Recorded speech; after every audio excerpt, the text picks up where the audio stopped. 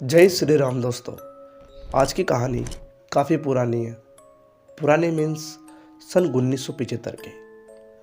और ये कहानी कुछ इस प्रकार है कि हमसे कोई भी कहता है कि हमें कहीं पर भी किसी चीज़ को नहीं फेंकना चाहिए, विशेष करके खाने की चीज़ को। दरअसल ये घटना उसी चीज़ के ऊपर है। दो दोस्त किसी शादी के अंदर गए हुए थे। उन्होंने बीच रास्ते के अंदर खाना खाया था और नॉन वेज खाया था, तो उन्होंने बोटियां को उस पेड़ के नीचे ही फेंक दिया। फिर उनका सामना उस चीज़ से हुआ जिसकी कभी उन्होंने अपेक्षा नहीं करी थी। किस चीज़ से सामना हो गया और कैसे पीछा छोड़ा, वो सब आपको कहानी के अंदर ही पता लगेगा। उससे पहले अगर आप चैनल के ऊपर नए आए हो, चैनल को सब्सक्राइब कर देना, वीडियो को लाइक कर देना। कहानी शुरू होती है अब। दो दोस्त थे, प्रेम और राजू।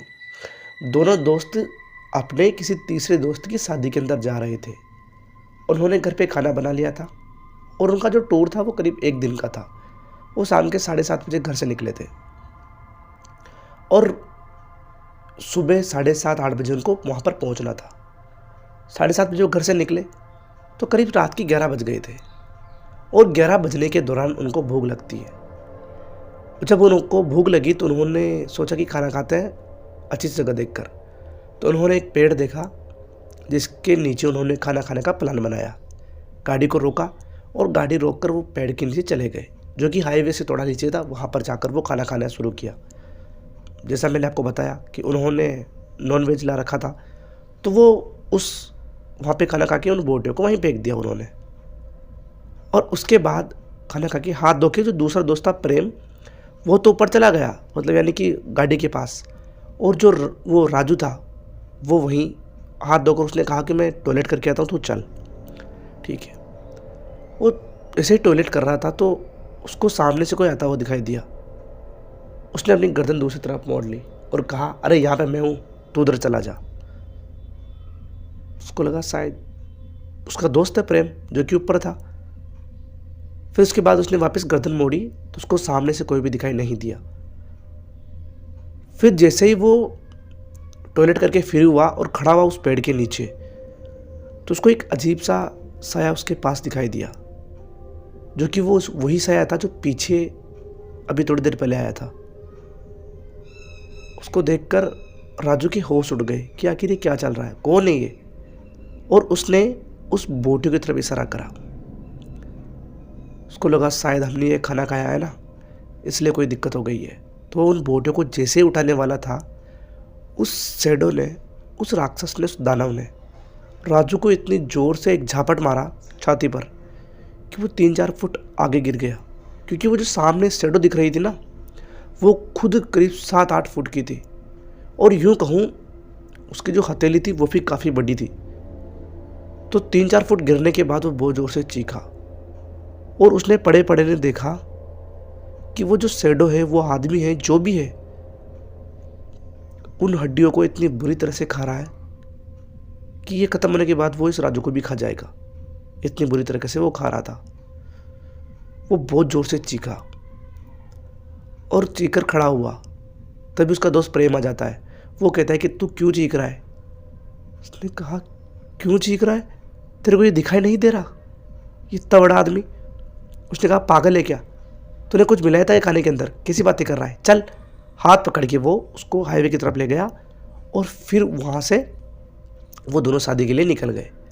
जब वो शादी के लिए निकले तो उसने पीछे मुड़कर देखा राजू ने, तो वो सिर्फ उसी को ही घूर रहा था। वो शैडो जो थी वो राजू को ही घूर रही थी।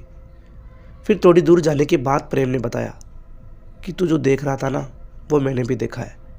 वो वहीं कहीं भटकने वाली एक आत्मा थी जिसका सामना तेरे से हो गया और वो तेरे को ज़्यादा डरा रही थी। अगर मैं भी ऐसा रिएक्ट करता कि मुझे वो दिख रही है या फिर कोई डरता, तो वो हम दोनों का पीछा नहीं छोड़ती। इसलिए मैंने अनजान बनकर तेरे को वहाँ से लाना ही सही समझा। उसको वहाँ से लेकर आ गया। अब वो शादी के अंदर पुल गए दोनों। शादी के अंदर पहुँचने के बाद उन्होंने क्या करा, अच्छे से दोस्त से शादी सेलिब्रेट करी और अब वो वहाँ से शाम के टाइम फ्री हो गए थे। अब दोनों को सुबह काम पर जाना था। रात का टाइम ही था निकलने का। अब जब वो रात के टाइम निकले वहाँ से, तो फिर राजू के मन में वही बात आई कि हम चल तो रहे हैं, पर फिर से वो मैं उस रास्ते पर मिलेगा तो फिर, तो चिंता मत कर, अब वो आत्मा वहाँ नहीं भटक रही, ऐसा प्रेम ने कहा, और गाड़ी चल रही थी। थोड़ी देर बाद गाड़ी उस जगह पर पहुंच गई जहाँ पहले इन्होंने वो घटना घटी थी इनके साथ, और गाड़ी प्रेम चला रहा था।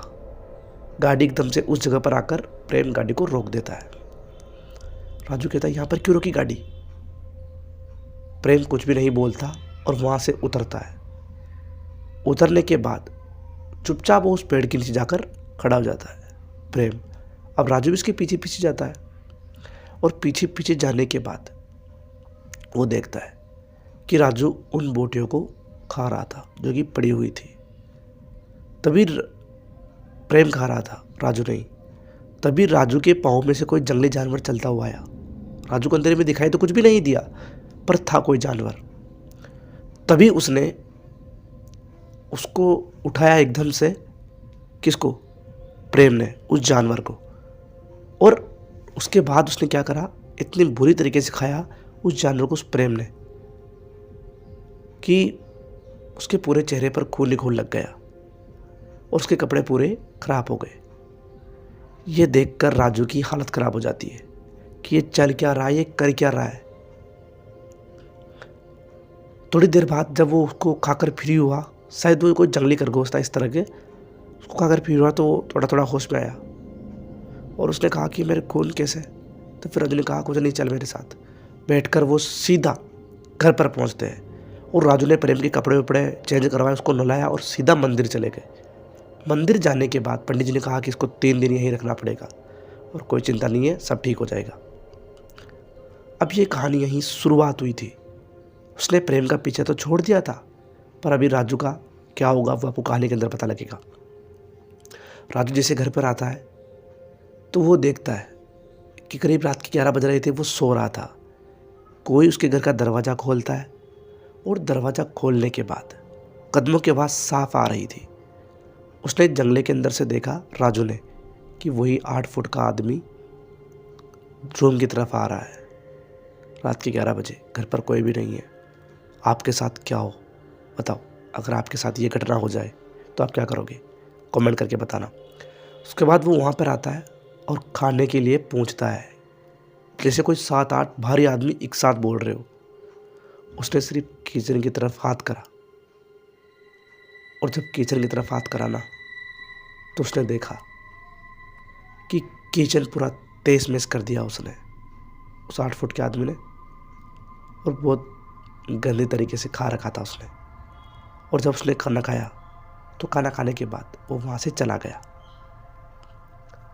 किचन की हालत इतनी बुरी हो रखी थी जैसे कोई यहाँ पर भूकंप आया हो। उसके जाने के बाद दूसरी रात भी वो आया। अब उसका पीछा हर रोज़ करता है।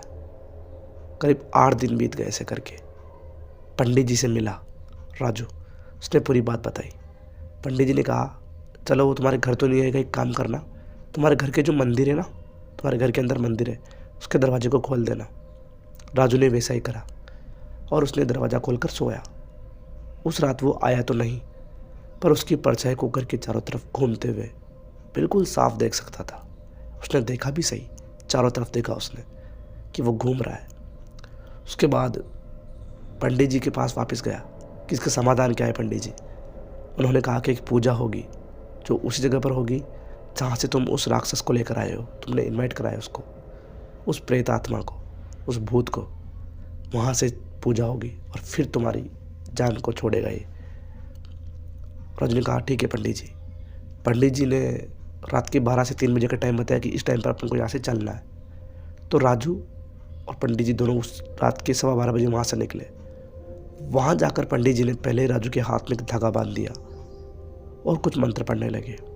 उन मंत्रों की आवाज़ से वो आत्मा, वो प्रेत, वो भूत, वो पिशाच पास पे तो नहीं आया, पर दूर कहीं से इनको घूर रहा था।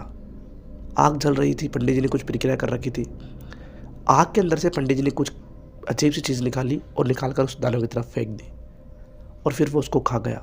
और खाने के बाद इतना तेज़ भागा कि आज तक वो उसके सामने नहीं आया। पंडित जी ने कहा कि आपने क्या चीज़ निकाली? पंडित जी से कहा राजू ने कि आपने क्या चीज़ निकाली? पंडित जी ने कहा ये तुम्हारे समझ के बाहर है, तुम अब फ्री हो, तुम्हारा कोई कुछ नहीं कर सकता। चलो वहाँ से जाने के बाद राजू का कभी उसने पीछा भी नहीं करा और फिर इसका छुटकारा। अब दोनों दोस्त आराम से ज़िंदगी जीते। उन्होंने ठान लिया कि रात के टाइम अपन दोनों बाहर कभी नहीं जाएंगे। कहानी कैसी लगी है? अच्छी लगी ना? अच्छी लगी हो तो वीडियो को लाइक कर दे, चैनल को सब्सक्राइब कर दे। मिलता हूँ आपसे अगली कहानी में, तब तक के लिए बाय बाय।